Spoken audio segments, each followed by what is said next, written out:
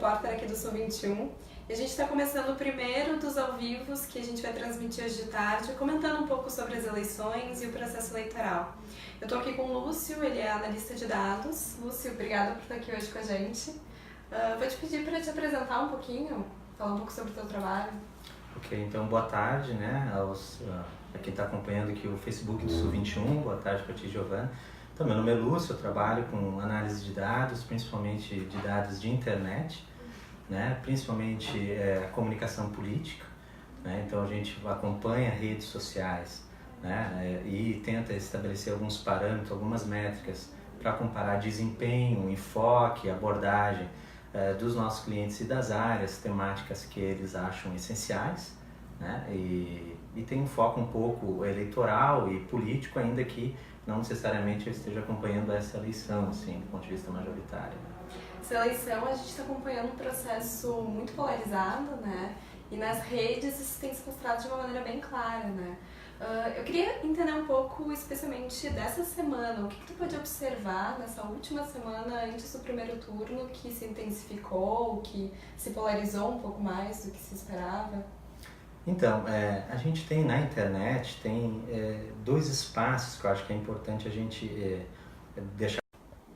A gente teve uma pequena interrupção, um probleminha técnico, mas eu vou pedir então para o Lúcio retomar o que ele estava explicando sobre duas áreas principais dentro da internet, o que se vê e o que não se vê, né? Esse é um elemento interessante assim, para a gente tentar entender um pouco do que pode estar acontecendo nesse período mais recente agora. Tem uma parte da internet que é uma parte mais aberta, como as redes sociais, como Facebook, Twitter, por exemplo, né? E o que a gente vê é que tem, sem dúvida alguma, um aquecimento normal de final de campanha, né? Muito pautado pela imprensa, pelas pesquisas, né? Mas tem um crescimento meio que natural, normal, das candidaturas que ou estão liderando ou aquelas candidaturas que ainda vêm a possibilidade de ter uma nova onda e de crescer.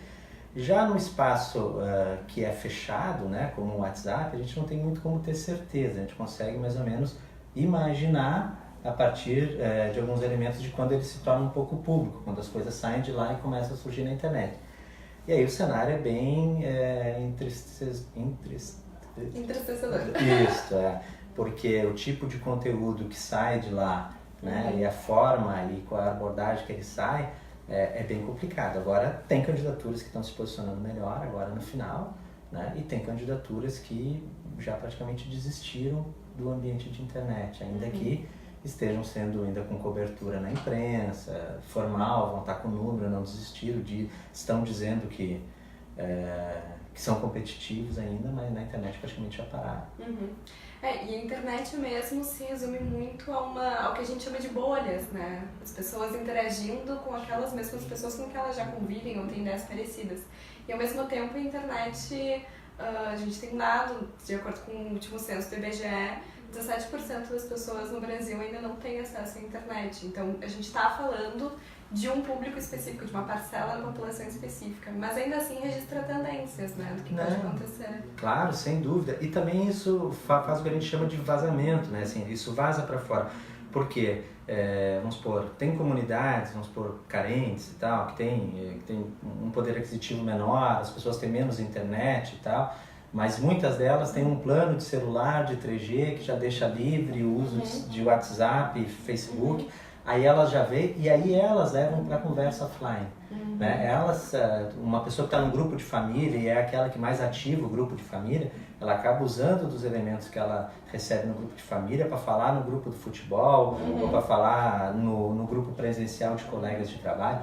Então, a internet e as redes sociais, elas servem muito para cristalizar o voto, assim, né? Ou seja, tu é tão impactado com notícias, com um pensamento, com um tipo de abordagem, com uma ideia, que tu acaba começando a reproduzir ela fora da internet também, né?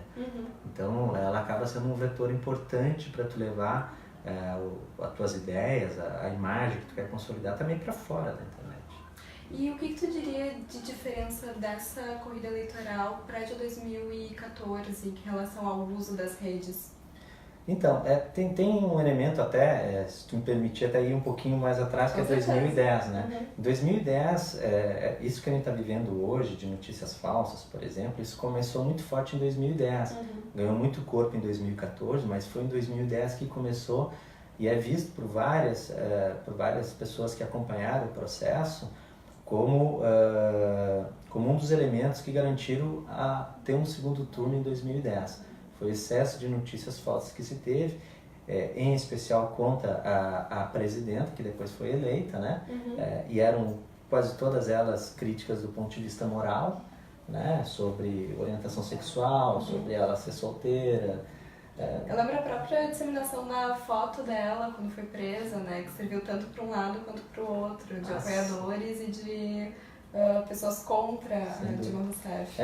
Uma polarização bem essa inclusive entrou na Folha de São Paulo, né? Inclusive a Folha de São Paulo publicou a ficha falsa da Dilma.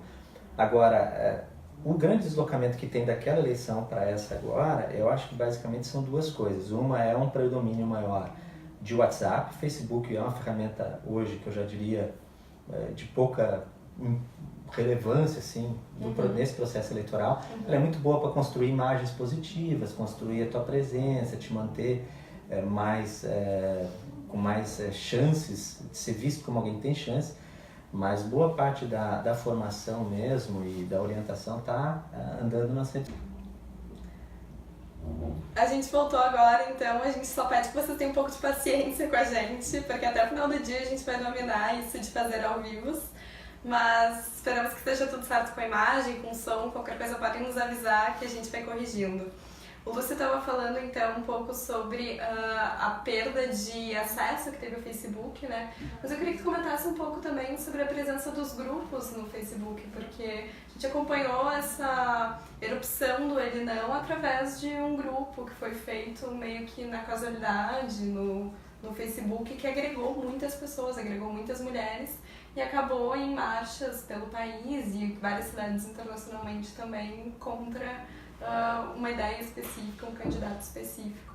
Não, sem dúvida, sem dúvida. O Facebook ainda tem um papel muito importante, tem questões muito pontuais como essa, mas que são de uma dimensão gigantesca, tanto que acaba se transformando também numa agenda de rua, né, uma agenda presencial. Né? Quando eu digo que o Facebook ele perde um pouquinho porque tem um inflacionamento tão grande, são tantos políticos, são tantas pessoas, são tanta gente falando, que daqui a pouco que as métricas, quando a gente analisa métricas, por exemplo, de visualização de vídeo, o tempo de visualização é baixíssimo. Né? As pessoas estão assistindo em média 3 segundos, 2 segundos, 4 segundos de um vídeo. Né? A impressão sobre uma imagem, sobre um texto, sobre uma mensagem, ela também vai perdendo uma qualidade muito grande. Assim, as pessoas vão empreendendo menos daquela informação. Né? Já no WhatsApp, tu tem uma taxa de abertura maior, uma taxa de visualização maior, ainda que tenha uma participação um pouco menor. Agora, sem dúvida alguma, por exemplo, no período ali que originou a queda da Dilma, as manifestações, né? Aqui no Brasil, por exemplo, eles não criaram páginas de Facebook, criaram eventos. Né? E os eventos eram, inclusive, a imprensa narrava. Hoje amanhecemos com 40 mil convidados, amanhã 45. Então ele se transformou o grande vetor de organização daqueles eventos para uma atividade de rua. E isso aconteceu muito eu acho que com ele não como evento, mas sim como grupo, né? E eu acho que foi uma guinada na rede, né? Muito importante.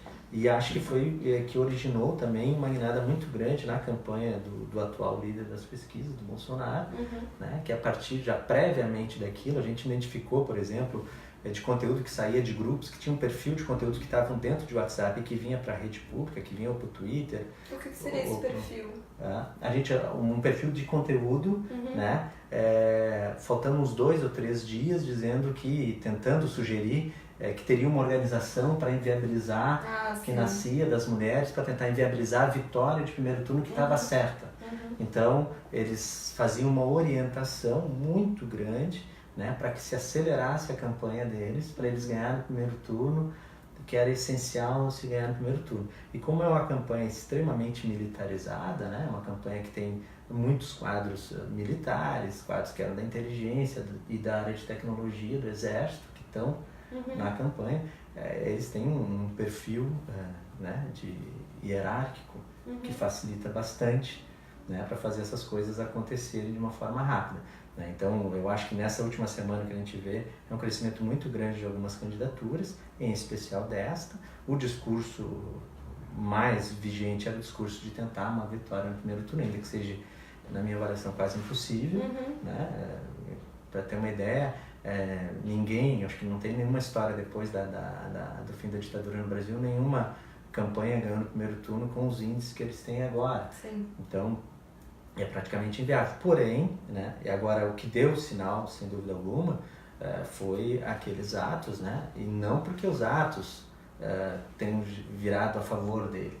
Não é isso, que aquilo assustou de fato a candidatura deles. E tiveram muitas outras coisas agregadas, né, o próprio apoio do Edir Macedo, ao candidato, a entrevista que ele deu agora há pouco tempo na Record também. A bancada ruralista, 200 deputados abriram apoio para ele. Exatamente. Né, empresários que, né, começaram a acelerar esse processo de coação de trabalhadores. Mas eu acho que teve uma terceira via que apareceu nessa última semana que é um pouco interessante, a ascensão do Ciro Gomes, né? Que para muitos foi algo condensado em uma bolha só, mas que algumas pesquisas têm mostrado que, na verdade, o nome dele e até ele como não sendo membro dessa polarização e afins, o nome dele apareceu muito forte no Twitter, foi trending topics, isso é uma coisa um pouco diferente, né, de se acompanhar, porque geralmente, especialmente com uma candidatura como a do Bolsonaro, que domina tanto, né, o conteúdo nas redes, daí a gente pode entrar na questão do usuário mesmo, ou do uso de bots, que são os usuários fabricados, né, mas tu teve essa ascensão de uma terceira via que não é uma coisa tão comum, né? Especialmente nesse ponto das eleições. Não sei se foi uma coisa que tu observou também. Sim, é plenamente visível o crescimento da campanha Ciro, principalmente na internet.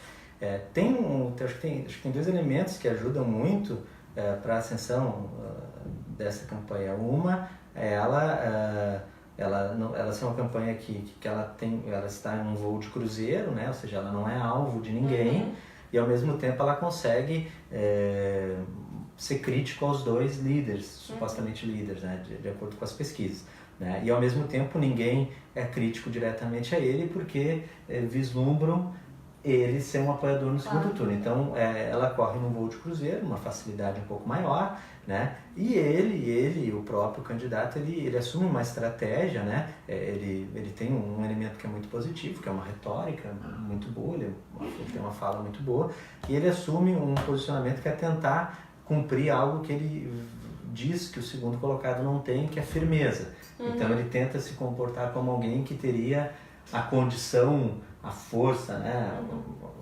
A condição de enfrentar o outro. Então, antes do debate da Globo, o Ciro faz um vídeo, né, desafiando o Bolsonaro a vir, queria desmascarar ele, porque ele sabe que o segundo colocado não fará um vídeo assim, porque o segundo colocado tem uma estratégia diferente. Uma estratégia de parecer o cara tranquilo, para no segundo turno fazer o discurso de tipo assim, aqui é a democracia, aqui é a tranquilidade, aqui é a serenidade, contra o ódio, o horror, etc. e tal. Então, o Haddad também não pode largar um pouco, pelo menos na estratégia dele. Então, o Ciro cresce agora. E a segunda questão é que na internet também a campanha dele é muito profissional. Né? Ela é muito profissional, ela não é uma campanha que sofre as amarras que a campanha do Haddad, por exemplo, sofre, que tem um programa, que tem as lideranças, que tem umas hierarquias, que tem uma série de burocracias para a coisa chegar na internet. Né? Eles são mais livres, eles são mais soltos, eles só têm a preocupação dele, pode bater em todo mundo, então é bem mais simples para fazer. Né? E agora eles foram muito profissionais, cresceram muito, sem dúvida alguma. Tu mesmo falou na possibilidade muito grande da gente ter um segundo turno, né? Na verdade, é isso que se espera da forma como estão colocadas as pesquisas agora. No segundo turno entre Haddad e Bolsonaro, o que tu acha que vai ser o diferencial da campanha dos dois candidatos na internet? Eu acho, tipo assim, eu acho muito provável que tenha realmente um segundo turno. Acho que terminando o segundo turno, de acordo com a dimensão de votos de cada um, o cidadão ele vai reavaliar, refazer suas contas, né? de como é que ele vai se comportar ou não, né? Então, se o Bolsonaro sair muito votado, muito bem votado, e o segundo colocado mal votado, abaixo de 20, eles vão entrar num nível de euforia muito grande, muito difícil de ser controlado, né? Por isso que, na minha avaliação, acho super legítimo todas as candidaturas se pleitearem e tal, mas na minha avaliação, a divisão do segundo voto pode ser quase uma pá de cal para o segundo turno, né? Por causa que vai gerar uma euforia do outro lado, que vai aglutinar todas as forças possíveis, vão rapidamente, em 2 ou 3 dias ou 4 dias, aglutinar para lá. Eu acho que no segundo turno, assim, quem for contra, se for o Bolsonaro realmente em primeiro e for uma outra candidatura, eu acho que tem 3 possibilidades. Assim. Uma eu acho que é a candidatura de contraposição ao Bolsonaro, assumir um discurso mais próximo do que o Boulos fez, é um discurso que dialogue direto com o cidadão e com o povo, e aí entregando coisas mais qualificadas mesmo, né? Não essa coisa de tira o teu nome do SPC, como diz o Ciro, ou vou fazer uma reforma bancária, como diz o Haddad. Entregar coisas mais real mesmo, porque quem conseguir estabelecer um diálogo forte com o povo mais pobre, mais carente, que necessita mais de um governo, de políticas públicas, saúde, educação, segurança e tal, esse vai ter uma condição mais forte. E tu vê isso refletido em interações de redes sociais, as pessoas realmente procuram por isso nas redes. Sem dúvida. O eleitor, boa parte do eleitor do Bolsonaro foi o eleitor do Lula, nas eleições que o Lula ganhou, ou seja, o eleitor, eu conheço pessoas que vão votar para federal no Bolsonaro e para estadual em outro campo e tal. Claro que não é esse o eleitor que a gente vê. Não é o eleitor esse que se apresenta, esse eleitor que se apresenta, ele tem um outro perfil, sem dúvida alguma. Agora, acho que essa questão e a questão de como se contrapor ao Bolsonaro, eu acho que vai ser o definidor. Existem 2 formas de se contrapor. Ou bate na mesa, né, e faz uma briga de bugio e um griteiro com o Bolsonaro de quem é o cara, quem é o homem mais forte, ou faz o inverso, tenta ser um tranquilo e tenta fazer essa divisão da sociedade. Isso eu acho que está em aberto, não sei o que vai ser a opção melhor. Assim. Pra gente finalizar, então, eu queria falar um pouquinho sobre mais um problema técnico, mas agora, então, só para encerrar, eu queria perguntar para o Lúcio o que ele tem acompanhado da evolução das redes sociais para a corrida aqui do governo do estado e se tem alguma perspectiva também para um possível segundo turno, como é que os candidatos poderiam se organizar nas redes sociais? O que a gente vê aqui nas redes sociais aqui do estado, né, basicamente é um cenário onde uma eleição que ficou secundarizada pela eleição nacional que está muito polarizada.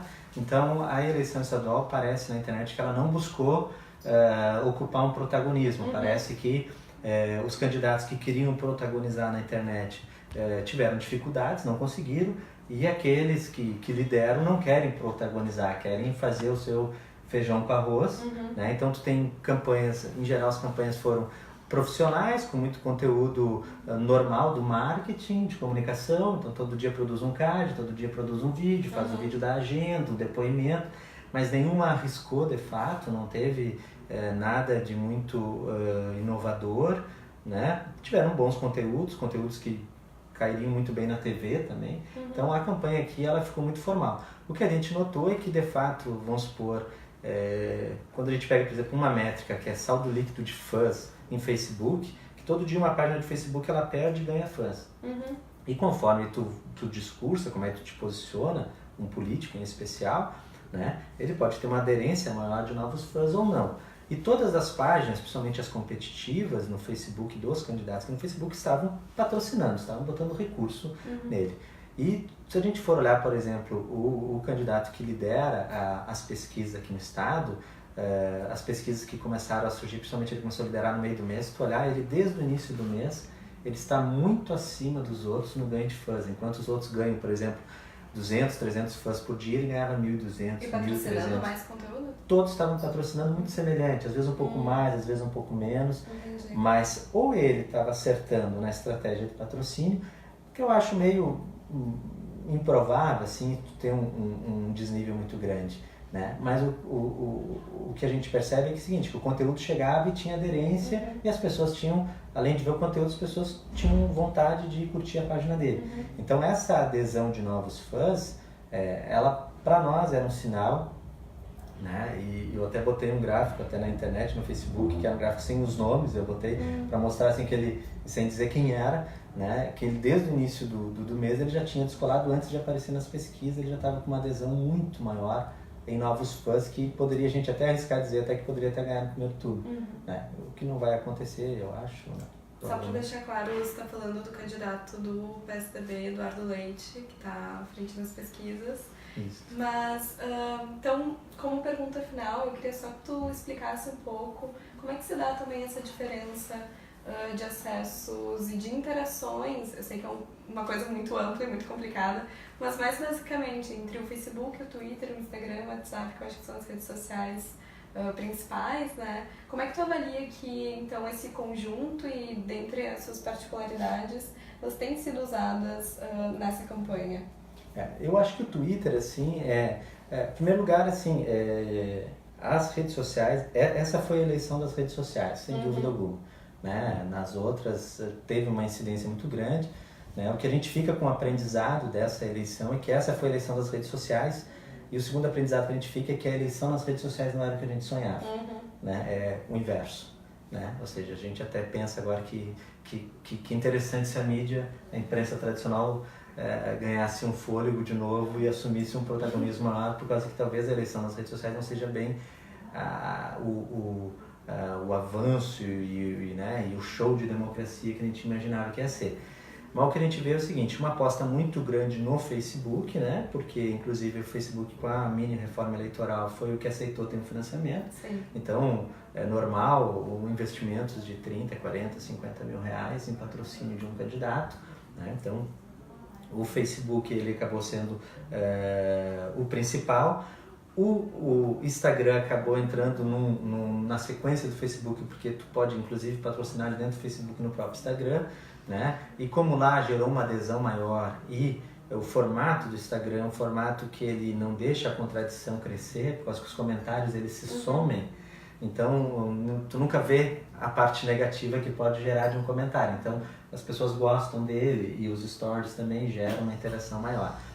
O Twitter, ele diminui muito, né? Até porque ele é mais reduzido, né? E ele é uma rede que é muito bom se tu conseguir estabelecer um bom relacionamento com teus pares e com a Sim. O político falar com o Twitter do Sub-21 não, ele tem que achar que ele vai falar com a população. E o WhatsApp foi uma tentativa muito grande de todos usarem, mas a maioria não usou bem. Né? Por quê? Porque acha que, né, trabalha o WhatsApp como uma lógica de uma ferramenta para largar spam, ou para só falar e não escutar, né? Ou achar que vai dar uma ordem unida e tudo vai se resolver, e isso não aconteceu, né? Então, mais ou menos, esse é o jeito que mais ou menos usaram, e algumas candidaturas conseguiram usar bem o Facebook, que elas começaram antes, né? E outras usaram bem o WhatsApp agora, porque conseguiram construir células, né, autônomas, construírem redes, construírem espaços de conversação de fato, e não espaços onde tu tentava orientar uma discussão e as pessoas não poderiam falar. Esses conseguiram fazer isso, estão hoje com redes muito fortes no país, né? Perfeito. Eu queria te agradecer muito por poder estar aqui, ter vindo, explicado tudo isso pra gente, todos esses conceitos. Pedir desculpa pelos problemas técnicos que a gente teve, a gente está tentando organizar isso para que nos próximos ao vivo a gente não tenha que cair e voltar o tempo todo. Mas é isso, a gente espera que vocês continuem nos acompanhando ao longo desse dia. E em cerca de 1 hora devemos voltar com mais um entrevistado.